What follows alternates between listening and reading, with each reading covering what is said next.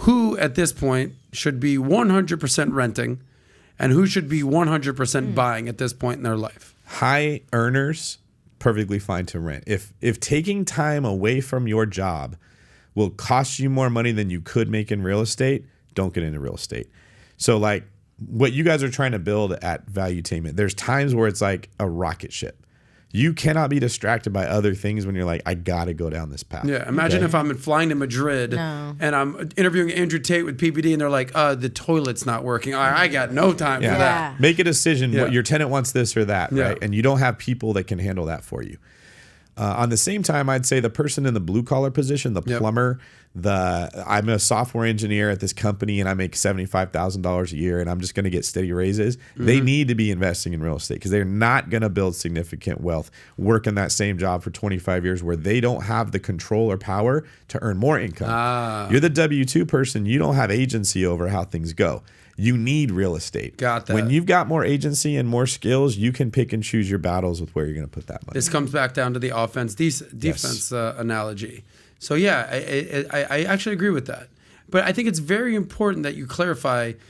Not everything works for everyone. What is that? Different strokes for different folks. Because if you Google, is that? I've never heard that. You've never heard different strokes for different folks? No. We all know what you talk about, Willis. I mean, we're showing our age here, bro. Sorry. But if you Google, should I buy? Should I rent? There's a million different articles that are basically saying, if you rent, you're throwing away money. It's a waste of money. How could you be so stupid, so foolish? Right. And then it's buying is overrated. You forgot about taxes, insurance, and maintenance, and it's not all it's cracked up to be. But the answer is, you got to pick the path that's best for you. Most of those articles are terrible.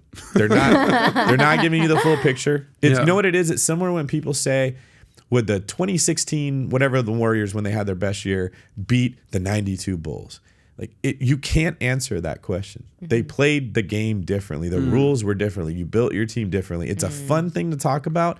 There's no practical answers. That's a dumb question to be asking. Should I rent and do this, or should I buy or do that? There's too many variables to make that clear, right? So if you're going to be investing in real estate, the better question is how to do it. What am I getting into? How do I prepare for it? And if you don't want to invest in real estate, then ask a different question. What could I invest in? And if you're buying stocks or you're just going the traditional route of a portfolio of stocks and bonds, you got a lot more energy to put in towards excelling at what you do. And so put all your energy there. Fully agree. You play to win the game. Exactly. Nat, walk us through what we got. I know we need to wrap up in the next couple of minutes. So we've got one question we've got here, and then I think there's one more question. It's what's your experience wholesaling in California? So wholesaling is a term we use if Adam's got a property, he doesn't want it anymore. It's worth $500,000. He either doesn't know that or doesn't care. He's like, listen, man, if you buy this thing from me, it's yours for $300,000.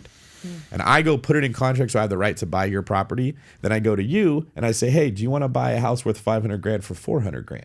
So I'm tacking on a wholesale fee of $100,000. And when I'm selling, I'm not selling you the house. I'm selling you the right to buy the house at the terms that I already negotiated. And I saw the question pop up earlier. The problem is in Orange County, he said, I'm having a very difficult time finding anyone that will sell their house for what it's worth. So I can't make that wholesale fee. And that's because you're in Orange County. Everyone knows what their house is worth. Wholesaling tends to work better in areas where people are ignorant. They don't know what their house is worth, or they just aren't good with money. Like, I just got a problem. Get rid of this thing. I don't really care what this house is. I just need you to take it off my hands. Everyone in Orange County is financially literate. You're not. It's a rough area to try to be wholesaling. Got it. So if you like that clip, click right here to watch another. Or if you want to watch the entire Saucecast, click right here.